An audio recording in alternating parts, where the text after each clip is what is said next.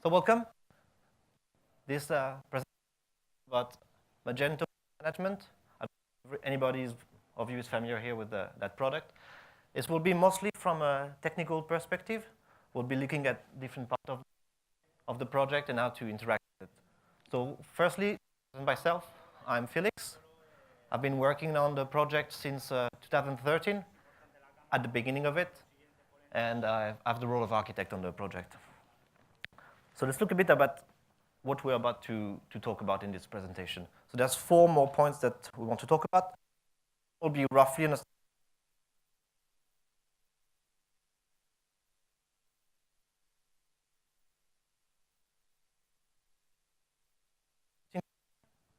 and the API, how it works. We'll also be looking at a very important concept of what this means in this context, because it's not purely API. The order management as well is an ecosystem, so integrations. And also the last part is we'll see a bit internally how we process those messages in the system, because this has an impact, technically speaking, on how we communicate together. So the first part we'll talk about is what is an order manager and an order management exactly. So here in this diagram, what you see is that order manager is in the middle of many different systems. So here you see Magento Commerce. Magento Commerce in this place is the front end. The front end, but really, those are the 2 most critical parts of the ecosystem. You need to front end in the orders and the order management to be able to process them. We'll see a bit afterwards where exactly lies the responsibility of each one of those in those contexts. But what's interesting in this picture is that you see that there are many other systems that we are connected with and which we need to interact to give an actual value to the customers and the clients. Also, what it means is by itself, the order manager doesn't do anything. It really needs to be connected to other software to really bring values and to really bring your business forward.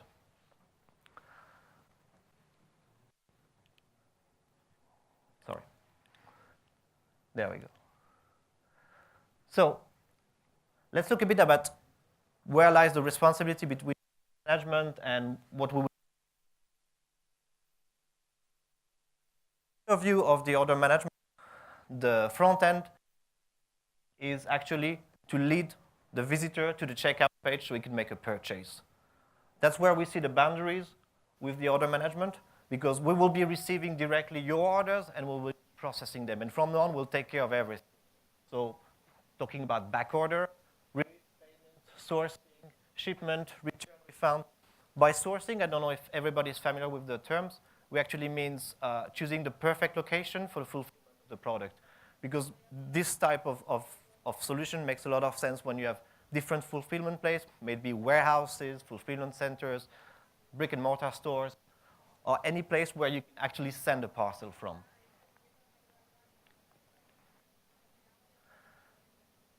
Let's talk a bit about what's a minimal setup or a simple setup, which you could start like needing an order management and where it starts and how it's built. So what you can see is 2 metrics. One is MC, which is Magento Commerce, and the other is MOM, which is the Magento Order Management. And the green bricks are what we call middleware, because their main purpose are to connect between different messages. So the order management and an LSP, which is a logistics service provider, warehouse management, a warehouse, a store, anything that can sell parcel.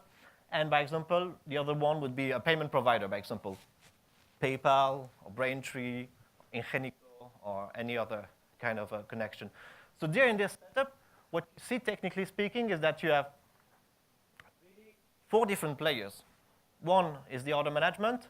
The other is your Magento Commerce installation with different extension, by example, like we say the payment one, and the order management connector, which we'll discuss a bit in a second. And the 2 other are the middleware, which are in the gray area. So the gray area is what normally is in the domain of the integrator, of the partner to be able to work with. So in that case, you see that apart from building the extensions that you would need for your Magento Commerce, there will also be this logistic middleware to be able to do integration between the order management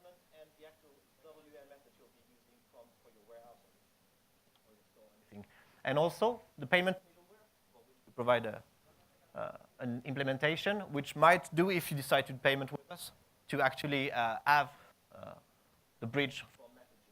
So we'll look a bit to more details about like how this communication is being done and this is being handled, what kind of API we have, and how this is all connected. Just some little words about the connector, because it's one of the critical points of the installation, is that it's just a Magento extension, an MDC2 extension. You have your MDC website, you install it in there. With a little configuration, you start receiving directly both catalogs and orders, sending them directly to the order management. And on the other side, the order management starts sending all product updates, shipments, so like all. Okay, thank you. Okay, and excuse me. So on one side, we'll be receiving orders and catalog updates, and on the other side, we'll be sending you all the inventory and order updates. So both of them, when it comes to orders, shipments, inventory, will be perfectly synchronized. So that's the goal of this connector. So pretty much from a business point of view and from a setup, that's pretty much the architecture you'll find. If you go to more complicated setup, you'll just have more boxes and more different actors, but everything will go through Magento extensions and middleware. So just to be clear, we'll explain a bit later what exactly we mean by middleware, but mainly it's a software, whether it's hosted or not by itself, whether it's running on another, whether you're using Mule or any other platform that already exists, that takes message from one side and send them to the other, taking care of retry and errors and anything of the kind. Sorry. Very good. So let's look a bit about more in detail how the API is structured and how you talk to the product. So I don't know if everybody is familiar with JSONRPC and what RPC is in general. So RPC is a remote procedure call. So it means that you're calling a function on a remote server. So in that case, the most simple example would be the function add, by example. So you want add two numbers, so you call the servers. You ask, please add those two numbers, and you give the numbers, and the servers return with this function. So we've decided to use something that was not REST, something that was slightly different for a reason that we'll explain later. But this is the main difference between a REST approach or any other kind of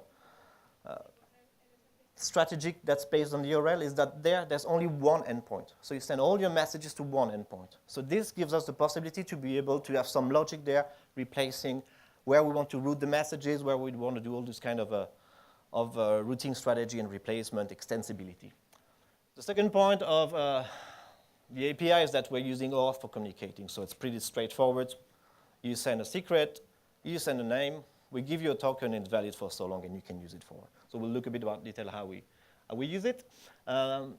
We use specification, we'll be looking into that. So specification is the language that we have where we describe our language of every single messages. This generates directly documentation. We'll be looking at it in a bit more detail for a very particular example. And we've got explicitly 3 types of messages in the specification. One of them is a command. So we actually want to have an effect on the system to affect it, to change the behavior of something. By example, one of our first messages is to create an order, so it's order create. At the moment of checkout, we receive this message, and everything starts from there. You've got events, which is what results from a command. So typically, one of them would be order created. We communicate to other players that are interested that this is happening. This is maybe not the most interesting events, but by example, when we declare a new source, so a source is a place of physical stuff, like a warehouse or fulfillment center, then there might be other software which are interested in knowing that there's this new source to be talking to. So we will be listening to these events. So commands are directed. So you are saying to a software, to a service, create an order, update the stock, do this, do that. An event is once the action has been accepted, because you can deny to do a command, I won't do that. Once the exception is accepted, then we'll communicate to everybody who's interested, something has happened, take notice.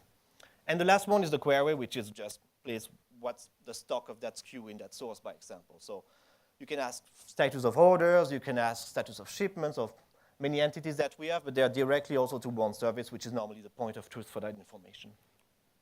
Oops, sorry again. JSONRPC is quite straightforward. We'll look at it quickly.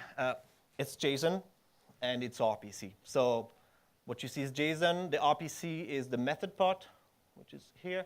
which is the method you are calling directly on our server, on our system. That's called Magento inventory source stock update.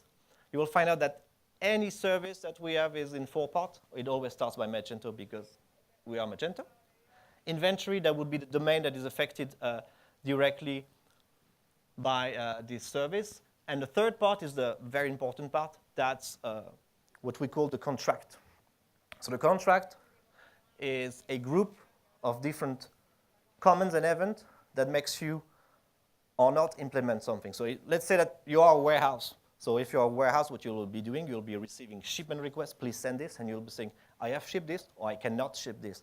So this is what contract, by example. So we'll be looking into this also for the warehouse specifically. There, what we have is a stock management update. So it means that in the warehouse one, they have a little change for SKU 123. Now it's 100 at that timestamp.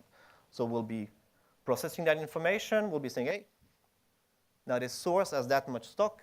And we'll be also recalculating what we call aggregate, which is the sum of different sources presented to the front end, and communicating that to the front end so the front end can have the correct information shown. So that's JSONRPC. It's pretty straightforward. Start by JSONRPC2, a method, and then the payload of your request. Again. Interestingly, JSONRPC, the way it works, it's changed tiny. You need to change the way you're thinking about HTTP requests. So every request, whether it's a success or a failure, will return you a 200 because you've been successfully reaching the RPC server. Then whether or not your function call is an error or not is defined directly in the body. So if you see result null, that means it's good. It means you've made, in our case, it means you've performed a command that was successful. So we're using the Linux strategy, Unix strategy. If there's no problem, then we don't say anything and everything was good. But if you have, by example, like a parsed JSON, you don't have sent JSON correctly, then we'll be returning you an error that might or not look explicit. In that case, it's parse error. But it means that in both cases, you're getting HTTP 200. So it's something that you have to change your mind about. It's weird at first, but then it makes a lot of sense. You might get a 400 or 500, 500 if the server is down or there's a problem, and 400 if you're asking for a client that doesn't exist, or for, in our case, because when you send a command, you need to specify to which service we said, to who you're sending it to. So that will be part of the URL. So if that integration doesn't exist, you will have a problem. So quickly speaking on the thing, this is an OAuth call. So you curl it, password, user. You've got a token. The token is valid here for 3,600 seconds, which is a full hour. And from then on, you can start doing different calls. So here it's a very simple call, which is part of the service bus domain, which is the name we have for API gateway. And remote, this is declaring integration. And here we just say, hey, I'm a new integration. My name is warehouse integration. And this is the address where you can ping me back when there's an information. So this is the code where we'll be putting more information to actually declare what we're doing. Because here we're just saying, hey, if you have something to tell me, you can tell me here, but you're not asking for anything, so we'll never send you anything. So we'll see a bit more in detail exactly how that's working with integrations. There you go, integrations. So we'll be looking at a particular case of integration, which is a warehouse management integration, which is the most simple point. So if we see on the first example, there was one for payments, where we're receiving payments, but there's a lot of information there. And there's the one for warehouse management, which is just 3 message, shipment request, line shipped, and line canceled. So, sorry, again, oh, yeah. Of course. So that's what I was talking about. I didn't have the slide. And why it's important to have naming integration to actually, like, there's just not not just a URL and you can send it whatever. Because the fact of naming them, we can talk then to different WMS very easily, and we can in configuration say, okay, if you are sending something to, I don't know, this warehouse in Germany, then we're using this WMS, which is located at this URL. But if using this other warehouse, we'll be using a different integration. So here, what you see is integration 1 and integration 2 talking to 2 different WMS. They might actually be the exact same software and the exact same hosting, the exact same program. The only difference is that they have a different integration name, so they can do their routing afterwards, and we know that they might be separate, they might be not, but it's a different concept. So this is important, just for routing. So if we want to declare one of those integration of warehouse management, this is the only thing that you do. So you call the Magento remote register, you give it your name, so very nice name, warehouse integration example, you give it the callback URL, and here in the contract you say that you will be implementing Magento logistic warehouse management. So we'll be looking at the documentation, what it looks like, this contract. And here you can see the list of the 3 events I told you. The request shipment, the line shipped, and the line canceled. So let me switch quickly up to the documentation. So this is actually our live documentation. This is cached, so there won't be internet issues. And here you can see like the message I've talked to you about. Can we see the URL? Oh, we can't. Well, that's okay.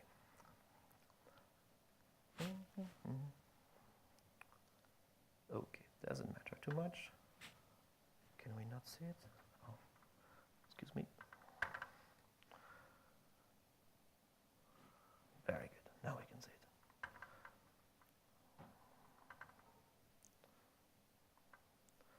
There we go. So this is our documentation. So as you can see, the request shipment has quite a bit of mandatory task field. Sorry, the little thing with the star here is a field, and it means that it's required. So request ID is required. Gift message is not. Not everything is a gift, sadly. As I told you, we explicit put what is a query, what is a command, what is an event, because for us it is very important how we want to treat it and how we want to relate to it. So commands, it's said here explicitly. We'll go down and we'll see those 2 other that we've talked about, which are line shipped. So if you can ship a line, here's all the information. So here there's way less stars, and the message will be very short. You'll be saying, I've sent that SKU, and it's that line on the order. But there's many optional fields if you want to give more information. And the same thing here for lines declined. So as I've mentioned, this directly here an event, and it's explicitly described as such. We've got some examples if you want to see what a message completely looks like. This might be not the best example, but there you go for the shipment request. That's what a message looks like. So really, in a shipment request, we're putting all the information that you might actually need to be sending an order. So like address, billing address in case you need to print papers, more information about the SKU. All of those entities, they have custom attributes. So if you want to put whatever you put in the custom attribute in MDC will be sent upon on us, and we will send also it in the shipment request. So if you have specific process for which we do not have fields, just stash them in the custom attribute, and they will push along in the shipment request to the servers. Let's go back to the present. Any question until now on the presentation or the?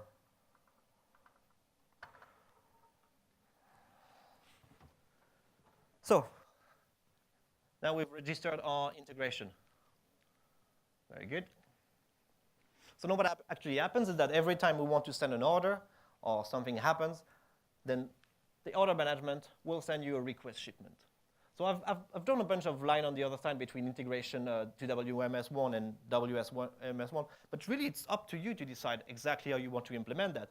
Because you might be working with an old-fashioned WMS from the 80s that only accepts CSV once a day with everything. So in that case, you might be stashing all of those requests and exporting them from time to time. And the same thing, they might only once daily send you what's been shipped and what's been not. And in that case, well, same way. You receive your CSV and you export it.